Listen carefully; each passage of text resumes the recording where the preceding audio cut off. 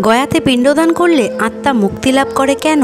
আর কেনই বা অপঘাতী আত্মঘাতী আত্মাদেরও মুক্তি লাভ হয় এই গয়াধামেই?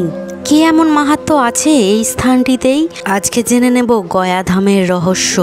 আর তার সাথে এটাও জেনে নেব শ্রাদ্ধ কার্যের সময় কেন 3 জন পরলোকগামী পূর্বপুরুষের নামের প্রয়োজন হয়। এমনকি রামায়ণেও উল্লেখ আছে মাতা সীতা স্বর্গবাসী শ্বশুরমশাই রাজা দশরথের পিণ্ডদান ও শ্রাদ্ধ কার্য সম্পন্ন করেছিলেন এই গয়াধামেই। বায়ু পুরাণ মতে গয়া মাহাত্ম্য পাঠ করলে জানা যায় গয়াসুরের আত্মত্যাগের কাহিনী। অসুর কুলের মধ্যে গয়াসুর ছিলেন পরাক্রমশালী মহাবলী। তিনি অসুর হলেও তিনি ছিলেন শ্রীবিষ্ণুর ভক্ত। গয়াসুরের শরীরের দৈর্ঘ্য ছিল 125 যোজন আর স্থূলতা ছিল 60 যোজন।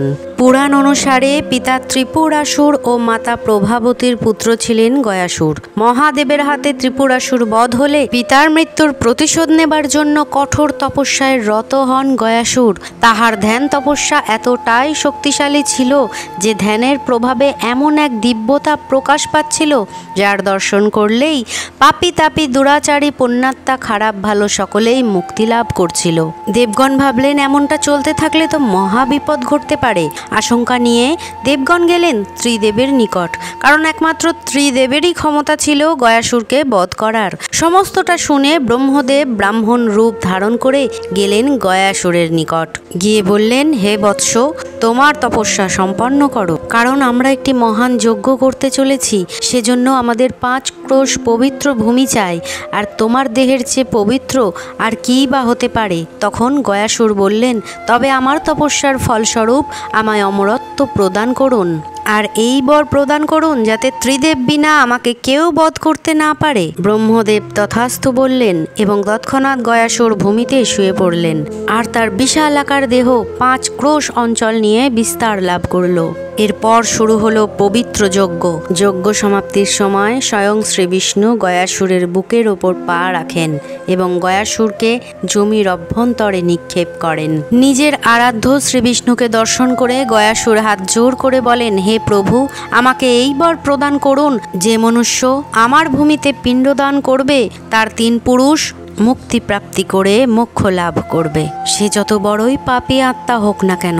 গয়াসুরের এহেন আত্মত্যাগে সন্তুষ্ট হয়ে শ্রীবিষ্ণু বর প্রদান করলেন। মুনি ঋষি পুণ্যাত্মা পাপী কীট মনুষ্য প্রাণী সকলেই গয়াধামে পিণ্ডদানে মুক্তি লাভ করবে। এরপর সুদর্শন চক্র দ্বারা গয়াসুরের শরীরের 3 টুকরো করা হয়।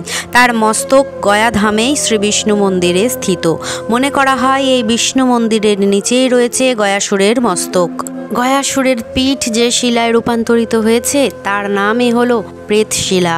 ব্রহ্মদেবকে উৎসর্গ করা তাহার নাভিমূল বর্তমানে উড়িষ্যার বিরজা মন্দিরের নিচে স্থিত, আর বাকি অংশ দেবাদিদেব মহাদেবকে উৎসর্গ করে শ্রী কুক্কুটেশ্বর স্বামী মন্দিরে স্থিত।